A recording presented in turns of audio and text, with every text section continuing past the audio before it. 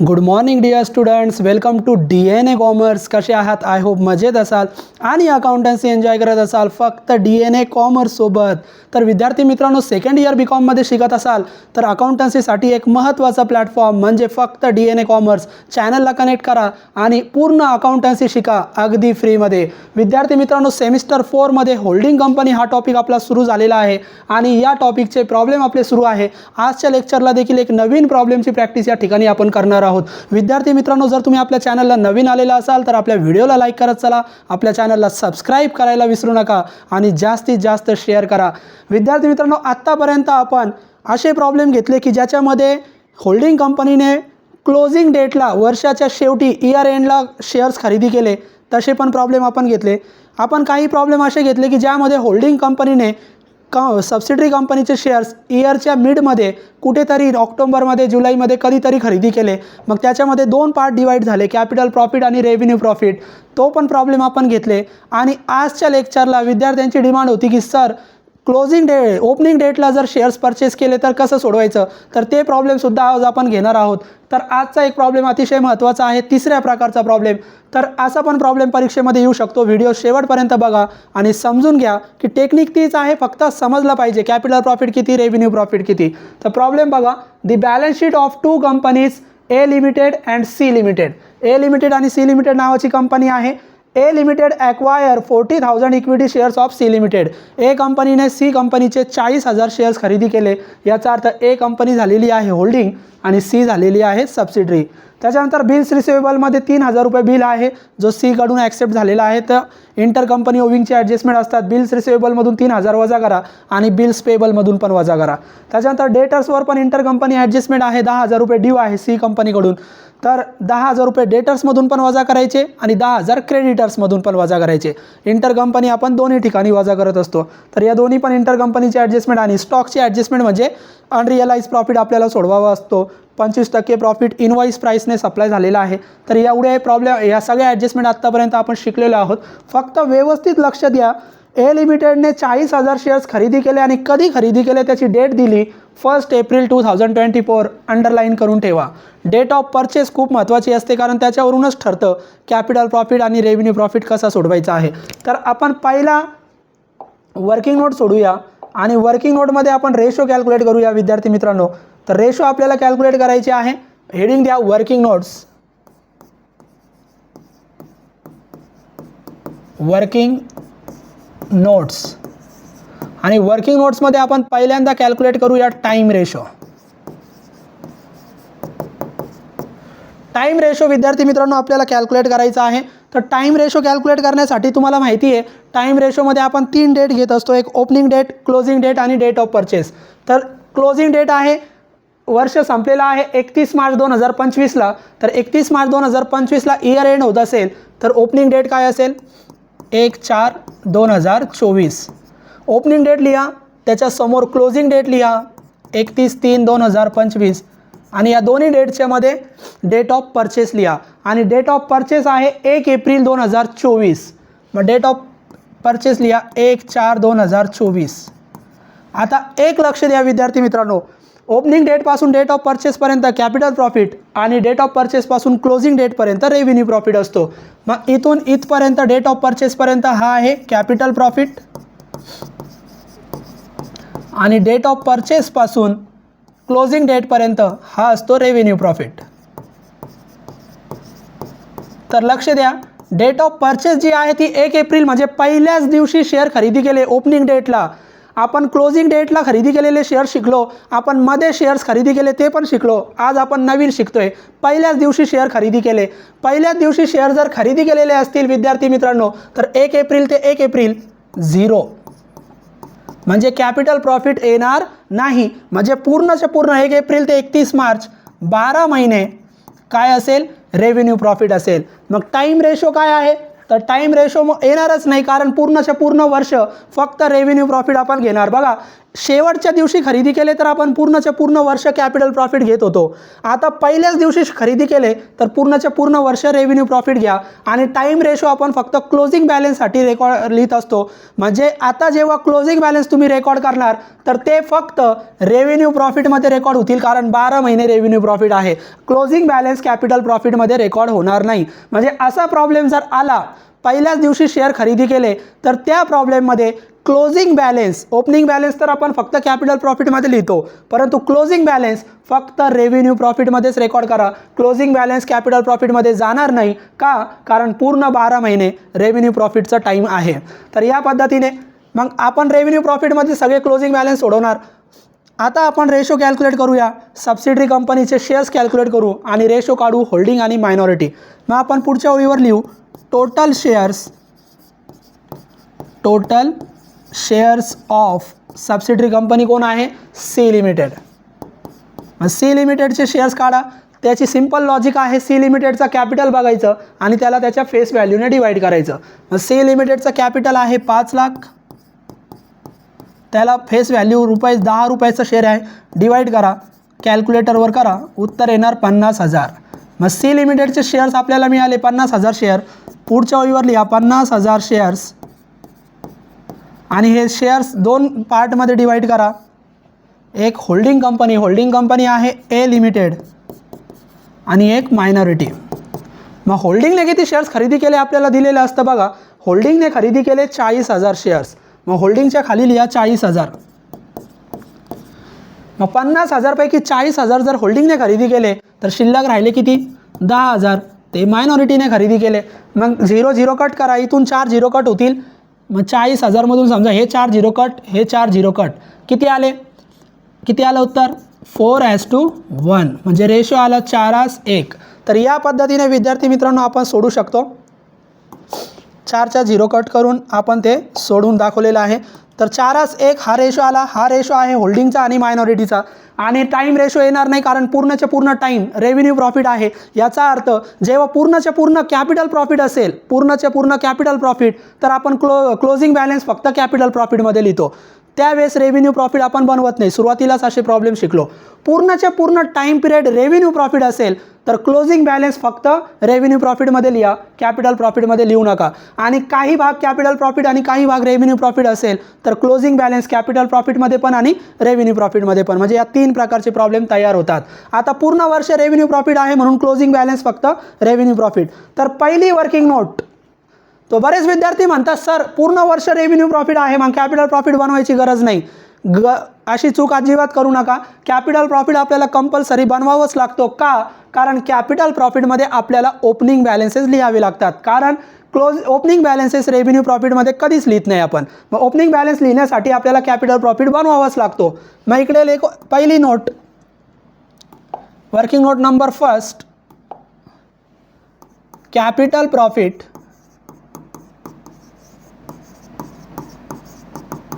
किंवा लॉस. मग कॅपिटल प्रॉफिटमध्ये सगळ्यात अगोदर आपण ओपनिंग बॅलन्स लिहितो, रिझर्वचे आणि प्रॉफिट अँड लॉसचे. मग इथं चेक करा, जनरल रिझर्व 1 एप्रिलचा दिला. 1 एप्रिल म्हणजे ओपनिंग बॅलन्स फक्त कॅपिटल प्रॉफिट या वर्किंग नोटमध्ये लिहितात, रेव्हेन्यू प्रॉफिटमध्ये लिहित नाही. मग general reserve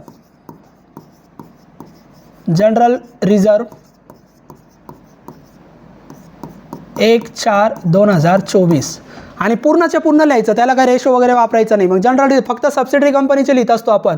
general reserve subsidiary कंपनीचा 1 लाख.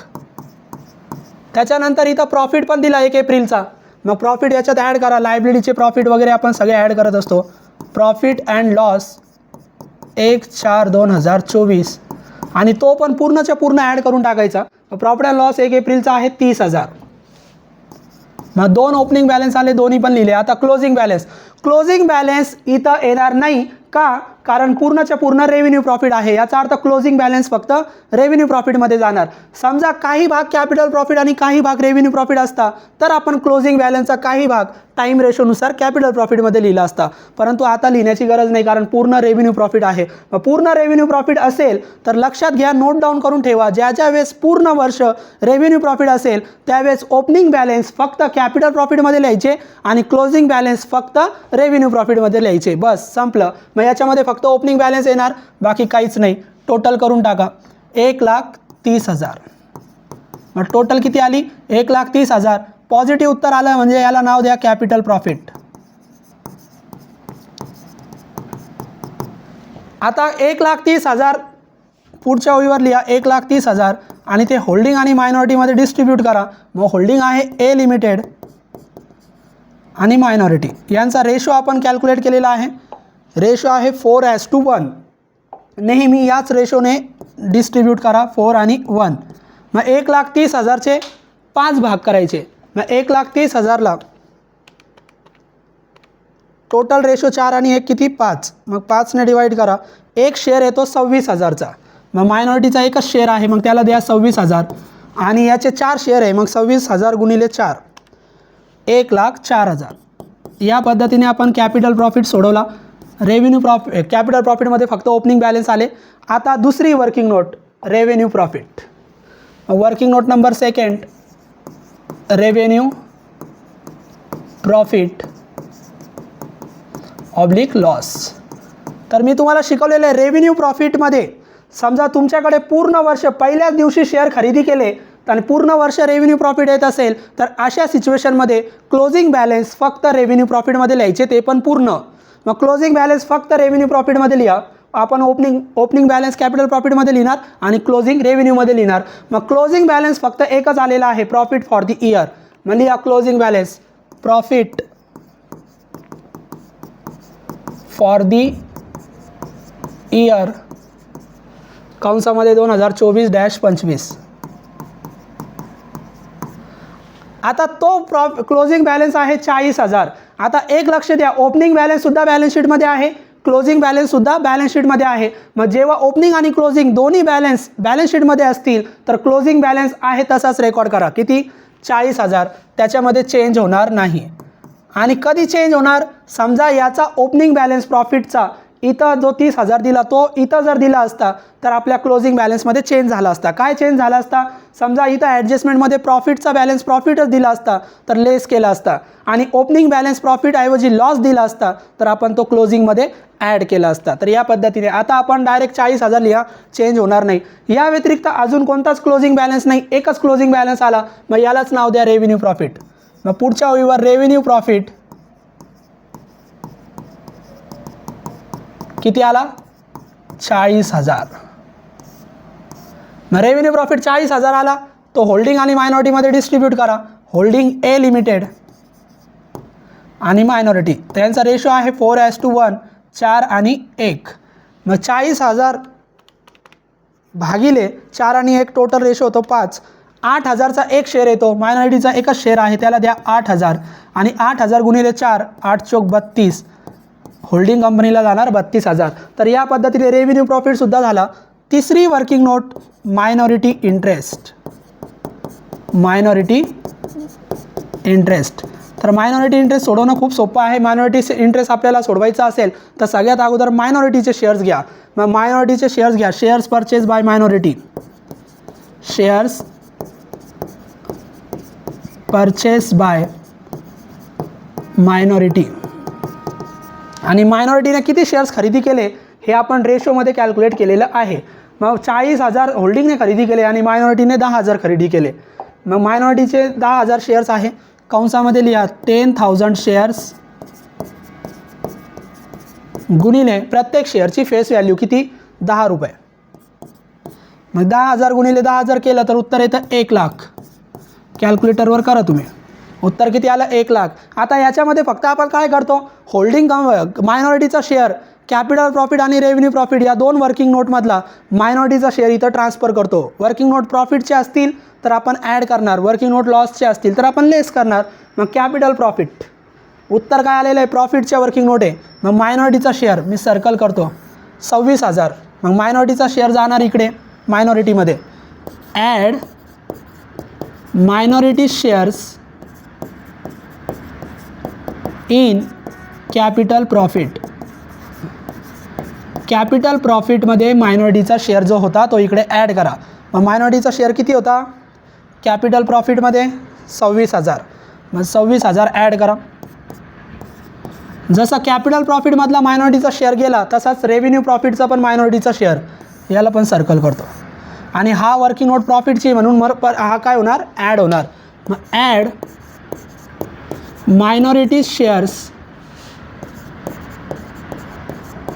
इन रेव्हेन्यू प्रॉफिट, तो पण ॲड करा. किती, 8,000. बस एवढे दोनच शेअर मायनॉरिटीचे ट्रान्सफर करतात, संपलं. 26 आणि 8 34 आणि ते 1 लाख.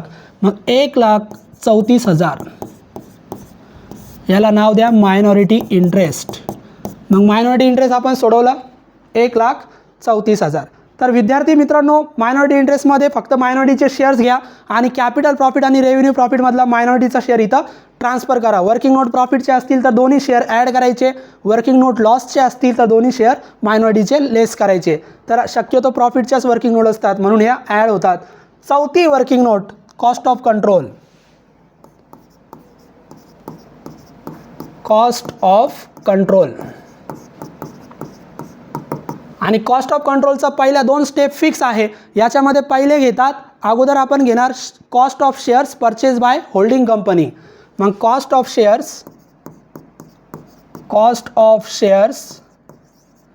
परचेज बाय होल्डिंगचं नाव काय, ए लिमिटेड. मग ए लिमिटेडने किती रुपयाचे शेअर्स खरेदी केले हे असेटमध्ये, इन्व्हेस्टमेंटमध्ये दिलं जातं. मग इन्व्हेस्टमेंटमध्ये बघा किती रुपयाचे शेअर्स खरेदी केले, 5 लाखाचे. मग अमाऊंट लिहा इथं 5 लाख. आणि याच्यातून फक्त फेस व्हॅल्यू वजा करा, लेस फेस व्हॅल्यू ऑफ शेअर्स. मग कंसामध्ये किती शेअर्स होते टोटल होल्डिंगचे, 40,000 शेअर्स होते. मग 40,000 शेअर्स गुणिले प्रत्येक शेअर कितीचा, 10 रुपयाचा. मग 40,000 गुणिले 10 केलं तर उत्तर येतं 4 लाख. वजा करा. मग 5 लाखामधून 4 लाख वजा होतात, मायनसमध्ये उत्तर येत नाही. मग उत्तर किती येतं, पॉझिटिव्ह उत्तर येतं 1 लाख. उत्तर जेव्हा जेव्हा पॉझिटिव्ह येईल तेव्हा सिच्युएशन कशाची असणार, गुडविलची. मग याला नाव द्या गुडविल. म्हणजे जेव्हा जेव्हा खरेदी केलेली किंमत फेस व्हॅल्यूपेक्षा जास्त असेल तर गुडविल, आणि खरेदी केलेली किंमत कमी असेल फेस व्हॅल्यूपेक्षा तर कॅपिटल रिझर्व्ह. किंवा दुसरा एक लॉजिक, उत्तर पॉझिटिव्ह आलं तर गुडविल, मायनसमध्ये आलं तर कॅपिटल रिझर्व्ह. तर गुडविलची सिच्युएशन आहे. याच्यानंतर आपण फक्त कॅपिटल प्रॉफिटच्या वर्किंग नोटमध्ये जातो आणि होल्डिंग कंपनीचा शेअर इथं ॲड किंवा लेस करतो. तर गुडविलची सिच्युएशन गुडविलची असेल तर कॅपिटल प्रॉफिटमधला होल्डिंगचा शेअर इथं लेस करायचा, कारण ते प्रॉफिट आहे. आणि कॅपिटल लॉस आलेला असेल तर होल्डिंगचा शेअर ॲड करायचा. तर आता इथं आपला होल्डिंगचा शेअर कॅपिटल प्रॉफिट याला सर्कल करतो, म्हणजे झाले. आता प्रॉफिटचा शेअर आहे, गुडविलची सिच्युएशन असेल तर प्रॉफिटचा शेअर काय करतो आपण, लेस करतो 1,04,000. मग लिहा less A limited share in capital profit.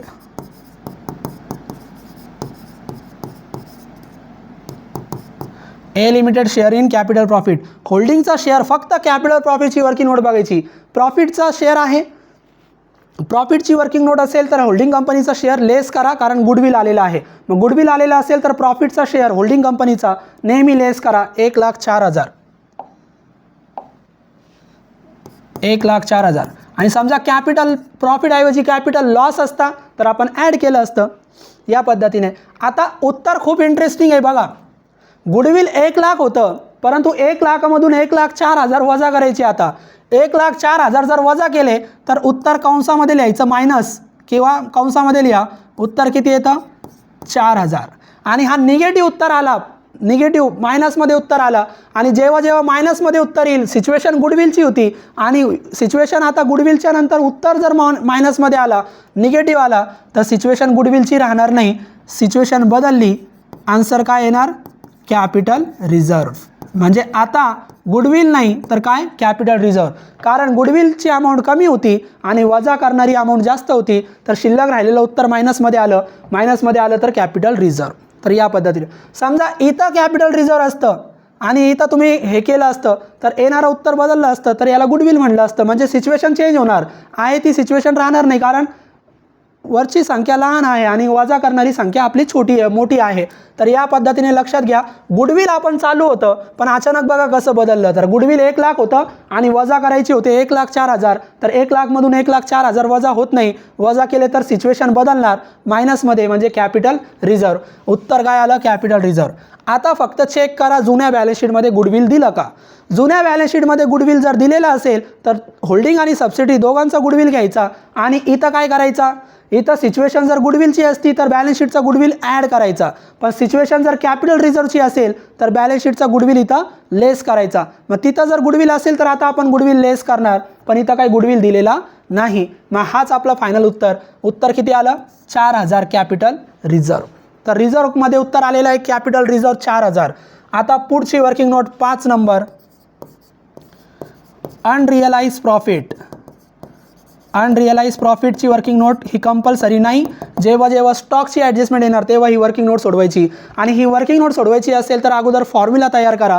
Formula आहे selling price is equal to cost plus profit. हा फॉर्म्युला तुम्हाला लिहावा लागेल आणि या फॉर्म्युलानुसार सेलिंग प्राईस किंवा कॉस्ट प्राईस दोघांपैकी कुणाला तरी एकाला 100 मानायचं आहे. मग कुणाला 100 मानायचं ॲडजस्टमेंट बघा. Stock of C limited includes goods purchase from A limited for ₹30,000. 30,000चा स्टॉक आहे. Invoice at profit of 25%. 25% प्रॉफिटने तो इनवॉइस झाला on invoice price. On cost नाही आता, on invoice price. Invoice price म्हणजे selling price. On invoice price सांगितलं तर इनवॉइस प्राईस म्हणजे सेलिंग प्राईसला 100 घ्या. प्रॉफिटचे पर्सेंटेज किती आहे? 25. मग इकडे लक्ष द्या. 100 पैकी 25 जर प्रॉफिट असेल तर कॉस्ट प्राईस किती येणार? 75. मग 75 आणि 25 100 झालं सूत्र तयार. आता ॲडजस्टमेंटमध्ये जेवढा स्टॉक सप्लाय केला 30,000 ती अमाऊंट घ्या. मग 30,000ला आपण नेहमी डिवाईड करतो सेलिंग प्राईसने. सेलिंग प्राईस म्हणजे इनवॉइस प्राईस किती आहे? 100 आणि नेहमी मल्टिप्लाय करायचं प्रॉफिटने किती आहे? 25. मग करा 30,000 भागिले 100 गुणिले 25. किती आलं उत्तर? 7,500. उत्तर आलं 7,500. 7,500 एवढं उत्तर आलं आपलं. आता हे जे टोटल अनरिअलाइज प्रॉफिट 7,500 आपल्याला फक्त होल्डिंगचा पाहिजे. मग याला डिस्ट्रीब्यूट करा ए लिमिटेड आणि मायनॉरिटी. मग ए लिमिटेड आणि मायनॉरिटीचा शेअर रेशो आहे 4 आणि 1. मग 7,500ला टोटल रेशो किती येतो? 5. 4 आणि 1 5. 5ने डिवाईड केलं तर एक शेअर येतो 1500चा. मायनॉरिटीचा एकच शेअर आहे. मग मायनॉरिटीला द्या 1500 आणि याला द्या 1500 गुणिले 4 म्हणजे 15 चौक 60 किती? 6,000. मग होल्डिंगला जाणार 6,000 आणि मायनॉरिटीला जाणार 1,500.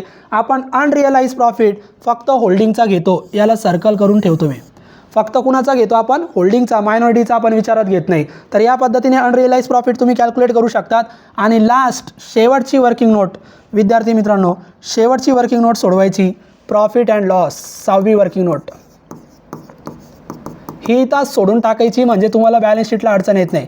प्रॉफिट अँड लॉस आपण फक्त होल्डिंग कंपनीचा कॅल्क्युलेट करतो. मग बॅलन्स शीटला जा, होल्डिंग कंपनीचा प्रॉफिट अँड लॉस बघा. प्रॉफिट अँड लॉस 1 एप्रिलचा होल्डिंग कंपनीचा 50,000. मग लिहा profit and loss. Profit and loss 1/4/2024 किती? 50,000. त्याच्यानंतर अजून एक प्रॉफिट दिला तो क्लोजिंग प्रॉफिट आहे. मग तो त्याच्यात ॲड करा. Add profit for the year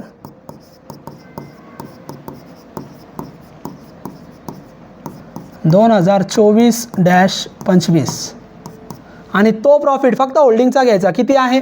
60,000. फक्त होल्डिंगचे प्रॉफिट. 2 प्रॉफिट दिले तर 2 घ्या, 1 दिला तर 1 घ्या. 1,10,000 एवढा प्रॉफिट आला.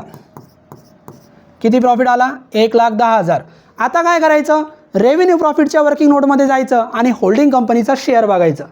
चला रेव्हेन्यू प्रॉफिटच्या वर्किंग नोटमध्ये इथं बघा कॅपिटल प्रॉफिटचे दोन्ही शेअर डिस्ट्रीब्यूट झाले परंतु रेव्हेन्यू प्रॉफिटचा फक्त मायनॉरिटीचा शेअर ट्रान्सफर झाला, होल्डिंगचा नाही. तर हा होल्डिंगचा जो शेअर आहे ना तो नेहमी होल्डिंगच्या प्रॉफिटमध्ये जातो. मग काय करायचं? इथं जर रेव्हेन्यू प्रॉफिट असेल तर हा शेअर ॲड करायचा. रेव्हेन्यू लॉस असेल तर लेस करायचा. मग लॉस नाही, प्रॉफिट आहे. मग प्रॉफिट आहे तर ॲड करा. हे 32,000 तिकडं ॲड करा. मग लिहा ॲड ए लिमिटेड शेअर, फक्त होल्डिंगचा शेअर. कशामधला? In revenue profit. आणि किती होता तो? 32,000. मग 32,000 ॲड करायचे. झालं. या व्यतिरिक्त जर अनरिअलाइज प्रॉफिटची ॲडजस्टमेंट सोडवली तर अनरिअलाइज प्रॉफिट पण इथं सोडवतात. आणि अनरिअलाइज प्रॉफिटचे दोन इफेक्ट, या प्रॉफिट अँड लॉसमधून लेस करायचं आणि दुसऱ्यांदा स्टॉकमधून लेस करायचं. मग अनरिअलाइज प्रॉफिट नेहमी लेस करतात. मग लेस अनरिअलाइज प्रॉफिट, अनरिअलाइज प्रॉफिट. मग अनरिअलाइज प्रॉफिटची वर्किंग नोट आपण सोडवलेली आहे. अनरिअलाइज प्रॉफिट फक्त होल्डिंगचा घ्यायचा, किती 6,000. टोटल 7,500 आहे, पण आपण अनरिअलाइज प्रॉफिट नेहमी होल्डिंगचा घेणार 6,000. मग 6,000 लेस करा. मग बघा किती येतं, 1,10,000 प्लस 32,000, 1,42,000 मधून 36,000 गेले, सॉरी 6,000 वजा झाले. मग किती आले, 1,36,000. किती आलं टोटल, 1,36,000. तर या पद्धतीने आपण प्रॉफिट अँड लॉस सोडवलं. होल्डिंगचा प्रॉफिट घ्यायचा जुन्या बॅलन्स शीटचा, त्याच्यातून रेव्हेन्यू प्रॉफिटचा शेअर ॲड करायचा आणि अनरिअलाइज प्रॉफिट सोडवलेलं असेल तर ते लेस करायचं. वर्किंग नोट संपल्या. बॅलन्स शीट सोडवा. चला बॅलन्स शीटला. मग बॅलन्स शीट सोडवताना अगोदर पहिला पार्ट इक्विटी आणि लायबिलिटी सोडवा. इक्विटी आणि लायबिलिटीसाठी पहिले लायबिलिटी साईड जुनीच बघा आणि त्याप्रमाणे सोडवा. मग जुन्या बॅलन्स शीटमधलं शेअर कॅपिटल, रिझर्व आणि प्रॉफिट हे 3 पॉईंट फक्त आपण होल्डिंग कंपनीचे रेकॉर्ड करणार. शेअर कॅपिटल, रिझर्व आणि प्रॉफिट. मग शेअर कॅपिटल फक्त होल्डिंगचं. मग equity shares of ₹10 each. Share कॅपिटलमध्ये लिहा इक्विटी शेअर्स ऑफ ₹10 ईच. आणि फक्त होल्डिंगचे रेकॉर्ड करा. होल्डिंगचा किती, 10 lakh. Direct outer column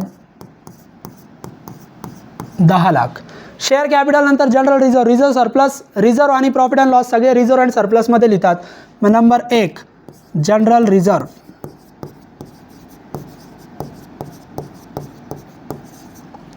general reserve फक्त होल्डिंगचा किती, 1 लाख. मग जनरल रिझर्व लिहा होल्डिंग कंपनीचा 1 लाख.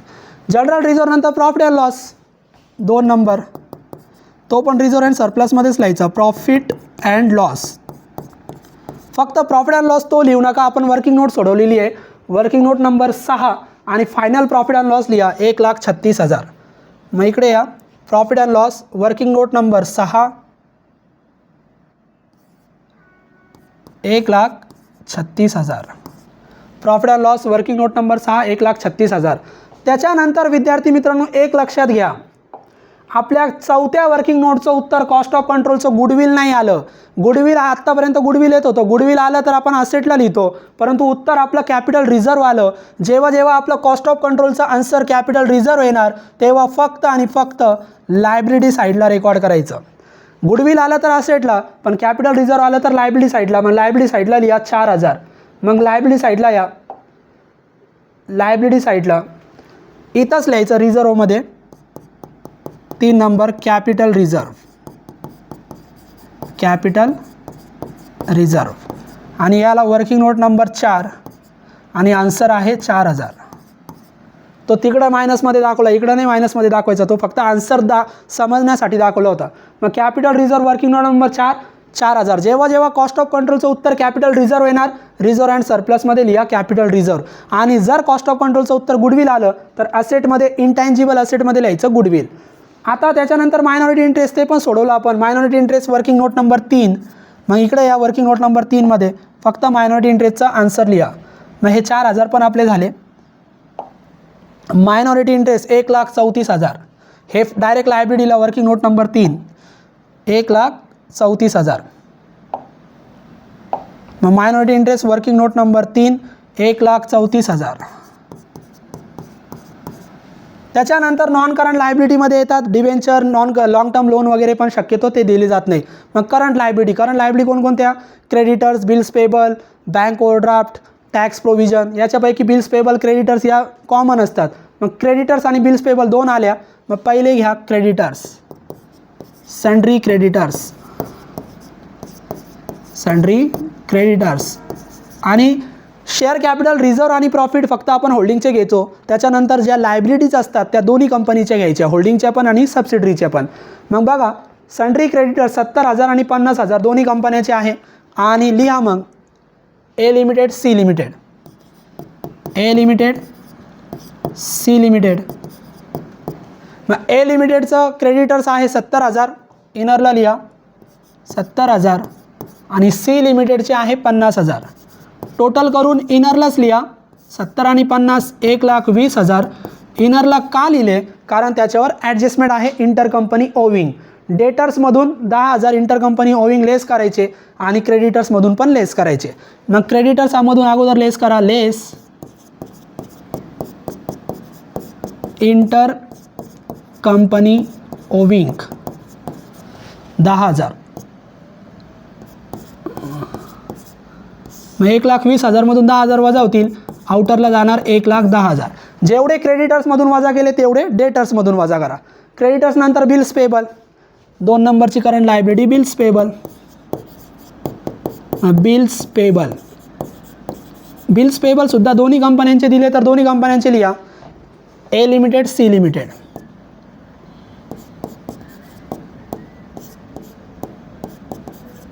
आणि ए लिमिटेड आणि सी लिमिटेडचे बघा. एचे आहे 10,000 सीचे आहे 5,000. मग एचे 10,000 सीचे 5,000. टोटल झाले 15,000. इनरलाच लिहा. इनरला का लिहिले? कारण त्याच्यावर सुद्धा ॲडजस्टमेंट आहे इंटरकंपनी ओविंग.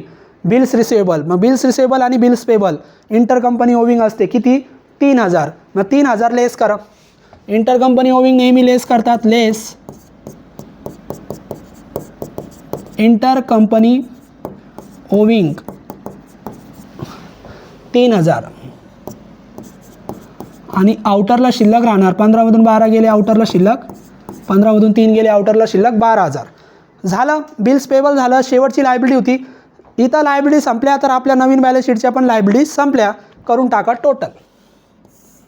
मग टोटल बघा किती येते तर चेक करा. 10 lakh plus 1 lakh plus 1,36,000 plus 4,000 plus 1,34,000 plus 1,10,000 plus 12,000 14,96,000.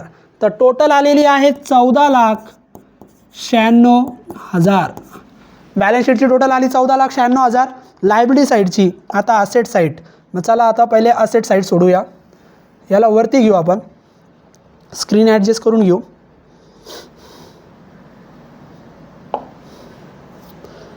Screen adjust करूया.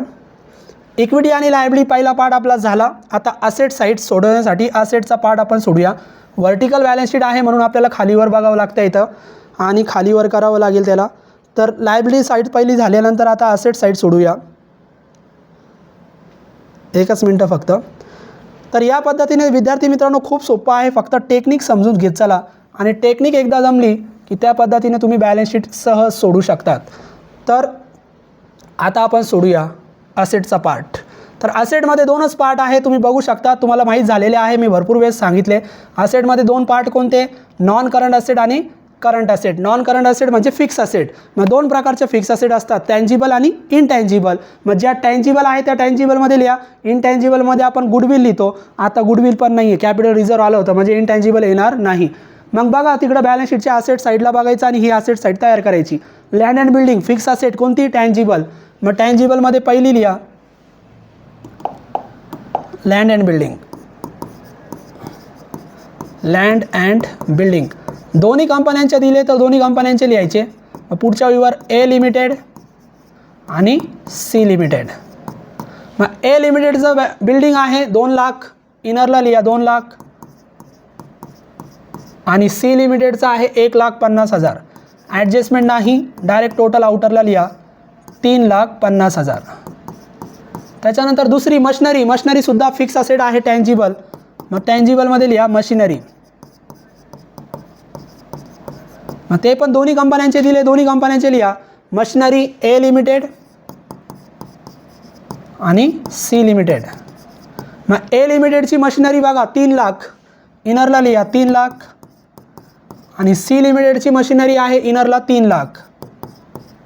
टोटल करा आणि आउटरला लिहा कारण त्याच्यावर पण ॲडजस्टमेंट नाही. टोटल येणार 6 लाख.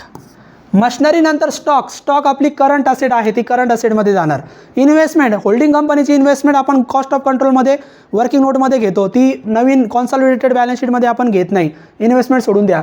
बिल्स रिसिवेबलसुद्धा करंट असेट आहे आणि कॅश ॲट बँकसुद्धा करंट असेट आहे, म्हणजे सगळ्या करंट असेट आहे. नॉन करंट असेटमध्ये एवढेच आहे. इंटँजिबल असेटमध्ये गुडविल येतं, परंतु आपल्या चौथ्या वर्किंग नोटचं उत्तर कॉस्ट ऑफ कंट्रोलचा आन्सर कॅपिटल रिझर्व्ह आलेला आहे, तर इंटँजिबल असेटसुद्धा येणार नाही, डॅश करून टाका किंवा नील म्हणा. इंटँजिबल असेट नाही. मग सगळ्या करंट असेट आहे. पहिली करंट असेट घ्या, स्टॉक. मग स्टॉक दोन्ही कंपन्यांचे दिले, दोन्ही कंपन्यांचे लिहा. स्टॉक ए लिमिटेड आणि सी लिमिटेड, ए लिमिटेड आणि सी लिमिटेड. मग दोन्ही कंपन्यांचा स्टॉक अगोदर इनरला लिहा. ए लिमिटेडचा स्टॉक 75,000 आणि सी लिमिटेडचा स्टॉक आहे 50,000. मग दोघांचा स्टॉक किती झाला? 1,25,000. इनरलाच लिहिलं. इनरला का लिहिलं? कारण याच्यावर ॲडजस्टमेंट आहे. कोणती? अनरिअलाइज प्रॉफिट. अनरिअलाइज प्रॉफिटचे दोन इफेक्ट, एकदा प्रॉफिट अँड लॉसमधून लेस केलं, दुसऱ्यांदा स्टॉकमधून लेस करा. मग स्टॉकमध्ये लिहा लेस अनरिअलाइज प्रॉफिट. अनरिअलाइज प्रॉफिट. मग अनरिअलाइज प्रॉफिट वजा करा. अनरिअलाइज प्रॉफिट आपण जेवढं इकडे लेस केलं तेवढंच, किती? 6,000. फक्त होल्डिंग कंपनीचं लेस करतो आपण, 6,000. मग अनरिअलाइज प्रॉफिट 6,000 होता, तेवढा लेस करा. मग आउटरला शिल्लक राहिले 1,19,000. तर या पद्धतीने स्टॉकची ॲडजस्टमेंट विद्यार्थी मित्रांनो तुम्हाला सोडवता आली पाहिजे. दोन्ही कंपन्यांचा स्टॉक घ्यायचा, त्याच्यातून अनरिअलाइज स्टॉक वजा करायचा. त्याच्यानंतर डेटर्ससुद्धा करंट ॲसेट आहे. मग 2 नंबरची current asset sundry debtors. Sundry debtors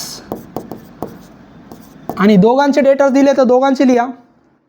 ए लिमिटेड, सी लिमिटेड. मग पहिले लिहा ए लिमिटेड आणि नंतर लिहा सी लिमिटेड. मग डेटर्स बघा, ए लिमिटेडचे डेटर्स आहे 50,000. ए लिमिटेडचे डेटर लिहा 50,000. सी लिमिटेडचे आहे 60,000. इनरलाच लिहा 50 आणि 60. टोटल डेटर झाले 1,10,000. याच्यावर ॲडजस्टमेंट इंटर कंपनी ओविंग. मग डेटर्स क्रेडिटर्समधून 10,000 वजा केले होते, तेवढेच डेटर्समधून 10,000 वजा करा.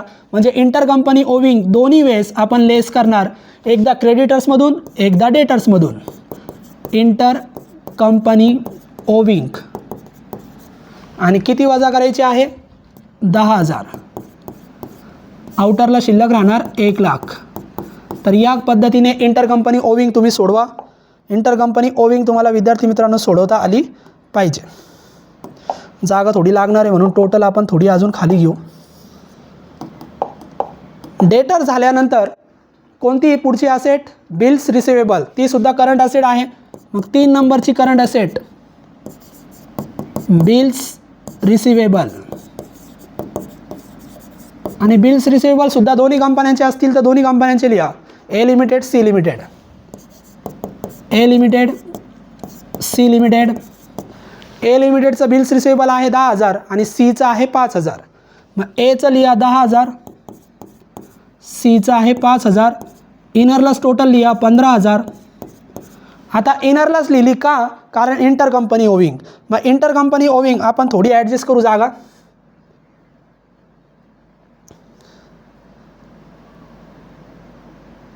मग इंटर कंपनी ओविंग विद्यार्थी मित्रांनो आपण जेवढे बिल्स पेबलमधून वजा केले होते, बिल्स पेबलमधून जेवढे वजा केले होते तेवढेच बिल्स रिसिवेबलमधून वजा करायचे. जेवढे क्रेडिटर्समधून वजा केले होते तेवढेच डेटर्समधून वजा करायचे. याला आपण इंटर कंपनी ओविंग म्हणतो. म्हणजे ते एकमेकांमधून वजा होत असतात. मग इंटर कंपनी ओविंग वजा करा.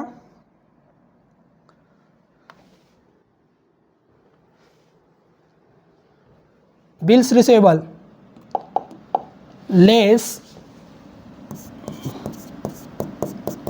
Inter company owing. आणि किती लेस केले होते ॲडजस्टमेंट बघायची. बिल्स रिसिवेबलमधून 3,000, बिल्स पेबलमधून, तर बिल्स रिसिवेबलमधून पण 3,000 वजा करा. आउटरला शिल्लक राहतील 12,000. बिल्स रिसिवेबल नंतर कॅशसुद्धा करंट असेट आहे. मग 4 नंबरची cash at bank. Cash at bank ते सुद्धा दोन्ही कंपनीचे असतील तर दोन्ही कंपन्यांचे लिहा. ए लिमिटेड आणि C limited. A limited, C limited. Current asset जास्त होत्या म्हणून करंट ॲसेटला थोडी जास्तच जागा सोडत चला. ए लिमिटेडचे कॅश आहे 1,55,000 आणि सी लिमिटेडची कॅश आहे 1,60,000. कॅशवर काही ॲडजस्टमेंट नसते, डायरेक्ट टोटल करा. 1,55,000 प्लस 1,60,000 3,15,000. आउटरला जाणार 3,15,000. संपलं. बॅलन्स शीटची ॲसेट साईड टोटल करून टाका. माहीत लिहा टोटल. मुद्दामून दुसऱ्या पेननी करतोय कारण तुम्हाला समजावं म्हणून. मग टोटल करा. ॲसेटची टोटल लँड अँड बिल्डिंगपासून ॲसेट सुरू झाल्या होत्या 3,50,000 plus 6 lakh plus 1,19,000 plus 1 lakh plus 12,000 आणि 3,15,000 14,96,000. तर विद्यार्थी मित्रांनो टोटल लिहितो 14,96,000. या पद्धतीने बॅलन्स शीट टॅली झाला. इथं बघा, इथं तुम्ही बघू शकता. छोटं करून तुम्हाला दाखवतोय मी. हां, इथे तुम्ही बघू शकतात की लायबिलिटीची टोटल आली होती 14,96,000. ही आपली टोटल आहे 14,96,000 आणि ॲसेटची पण टोटल आलेली आहे. इथं तुम्ही बघू शकतात टोटल 14,96,000 लायबिलिटीची आणि ॲसेटची पण टोटल 14,96,000. जी स्क्रीन छोटी करून मी तुम्हाला दाखवत आहे. तर या पद्धतीने तुम्ही बॅलन्स शीट टॅली करू शकतात. आजचा प्रॉब्लेम अतिशय महत्त्वाचा होता की पहिल्याच दिवशी शेअर जर खरेदी केले तर लक्षात घ्या, पहिल्याच दिवशी शेअर खरेदी केले तर कॅपिटल प्रॉफिट काउंट करायचा नाही, पूर्णच्या पूर्ण रेव्हेन्यू प्रॉफिट येणार. मग काय करायचं, ओपनिंग बॅलन्स फक्त कॅपिटल प्रॉफिटमध्ये लिहायचे आणि क्लोजिंग बॅलन्स फक्त रेव्हेन्यू प्रॉफिटमध्ये लिहायचे. क्लोजिंग बॅलन्स कॅपिटल प्रॉफिटमध्ये येणार नाही कारण पूर्ण वर्ष कॅपिटल रेव्हेन्यू प्रॉफिट आहे. या पद्धतीने आपण आजचा प्रॉब्लेम सोडवलेला आहे. पुढच्या लेक्चरला परत नवीन प्रॉब्लेमची प्रॅक्टिस करूया. थँक्यू.